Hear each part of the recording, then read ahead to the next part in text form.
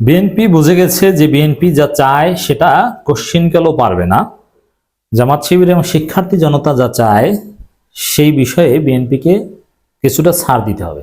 কিছুটা ছাড় দেওয়ার প্রস্তুতি বিএনপি অলরেডি নিয়ে নিয়েছে।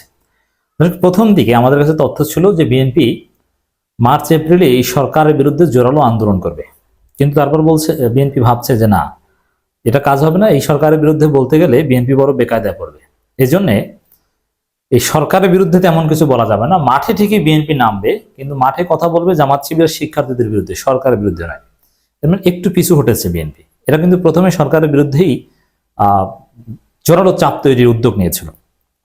এরপরে চাঁদাবাজ ইস্যুতে বিএনপি একটু নড়েচড়ে বসেছে। মানুষ যেভাবে বিএনপিকে টেম্পোস্টান পার্টি বানিয়ে দিয়েছে, মিজানুর রহমান আজহারী সাহেবরা ওয়াজে এখন বিএনপিকে ইঙ্গিত করে কথা বলে। অতএব এই দিক বিবেচনায় চাঁদাবাজ প্রশ্ন বিএনপি ভাবতে হচ্ছে। যদিও চাঁদাবাজি দমন করা এটা বিএনপির পক্ষে সম্ভব নয়, কারণ বিএনপির সাংগঠনিক সিস্টেমই হচ্ছে চাঁদাবাজির সিস্টেম। নমিনেশন বাণিজ্য থেকে শুরু করে পদ পদবি, টাকার বিনিময়ে এগুলো টাকা কিভাবে, চাঁদাবাজ ছাড়া তো এইসব টাকা আসে না। অতএব সম্ভব নয়। কিন্তু অনেকের মধ্যে একটা উপলব্ধি হচ্ছে যে খবর আছে, জনগণের পেটানো খাবো কিছুদিন পর এই চাঁদাবাজি বন্ধ না করলে। এছাড়া ৭২ সংবিধান কিংবা এই প্রোক্লেমেশন অফ জুলাই রেভলিউশন, নানান কিছুতে একটু নমনীয় ভাব বিএনপির কারো কারো মধ্যে দেখা যাচ্ছে। যদি শেষ পর্যন্ত এই নমনীয় অবস্থানে বিএনপি থাকতে পারবে না, কিছু ছাড় হয়তো বা দিতে হবে তাদের। ওভারঅল ভারতের পক্ষে, আওয়ামী লীগের পক্ষে তাদের অবস্থান নিতে হবে, না হলে বিএনপি রাজনীতি থাকে না। কিন্তু তারপরও ভারত আওয়ামী লীগের মৌলিক স্বার্থ রক্ষা করে বিএনপি যতটুকু সম্ভব বিএনপি ছাড় দেওয়ার চেষ্টা করবে। মঈন খানের একটা বক্তব্য, নিঃস্বার্থ বিসর্জন দিয়েই দেশকে রক্ষা করতে হবে। এর মানে বিএনপির কিছু কিছু চাওয়া, কিছু কিছু স্বার্থ বিএনপিকে ছাড় দিতে হবে দেশের স্বার্থে। হ্যাঁ, ছাড় সব পক্ষকেই দিতে হবে, সেটাই ভালো হয়। কিন্তু ওই যে বললাম যে আপনি ভারত আওয়ামী লীগের দালালি করবেন, এটা কিন্তু মেনে নেওয়া যায় না। তবে বিএনপি, আমার এই মঈন খানের বক্তব্যের ব্যাখ্যা এটা যে ভারত এবং আওয়ামী লীগের মৌলিক পারপাস সার্ভ করে যতটুকু ছাড় দেওয়া যায় বিএনপি ছাড় দিবে।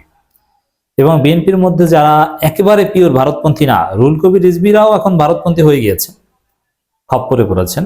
কিন্তু আকিদেগত দুই একজন যারা ভারত বিরোধী ছিলেন তারা কোণঠাসা এখন, এবং তারা দুই একজনে একটু ভিন্ন বক্তব্য দেওয়ার চেষ্টা করবেন।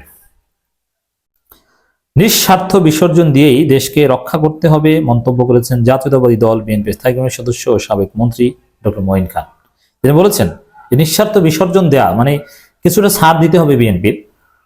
শুধু বিএনপি না, অন্যদেরকেও নসিহত করার চেষ্টা করেছেন এই বক্তব্যের মধ্যে দিয়ে, সবাইকে কিছু ছাড় দিতে হবে। এটা চমৎকার কথা। মঈন খান বলেছেন, বৈষম্যবিরোধী ছাত্রদের নেতৃত্বে ছাত্র জনতা গণঅভ্যুত্থানে পতিত হাসিনা সরকারের দোসররা এখনো ঘাপটি মেরে আছে। বিভিন্ন সেক্টরে বসে তারা কলকাঠি নাড়ছে, তারা যেন পুনর্বাসিত হতে না পারে সে বিষয়ে সবার নজর রাখতে হবে। আর এই জন্য সবাইকে নিজ নিজ স্বার্থ ছাড় দিয়ে, বিএনপি এখন নিজ স্বার্থের বাইরে কোনো রাজনীতি করে? দেশের জন্য বিএনপি কিছু করে? শুধু নির্বাচন চাই জিকির ছাড়া বিএনপির কোনো কনস্ট্রাকটিভ কাজ আছে এই মুহূর্তে দেশে নেই। তিনি বলেন, এদেশে আওয়ামী ফ্যাসিস্টদের আর কোনো ঠাঁই হবে না। জুলাই বিপ্লবের মাধ্যমে ছাত্র জনতার আত্মত্যাগের নতুন স্বাধীনতা পেয়েছি। রাজনৈতিক নেতাদের কিছু পিছুটান থেকে কিন্তু ছাত্র জনতার পিছুটান নেই। তাই আবু সাইদের আত্মত্যাগ দেখেছি আমরা বিশেষ। এটা একটু নরম কথা। তবে এই যে ভারতপন্থী নয়, আমেরিকাপন্থী বিএনপি নেতারা এরকম নরম কথাই বলবেন। এই মঈন খানরা হচ্ছে আমেরিকাপন্থী বিএনপি নেতা। এই জন্য তাদের মধ্যে কিছু ছাড় দেওয়ার মানসিকতা বা বিএনপি যা চায় সব হবে না, এরকম একটা রিফ্লেকশন আমরা অলওয়েজ দেখব।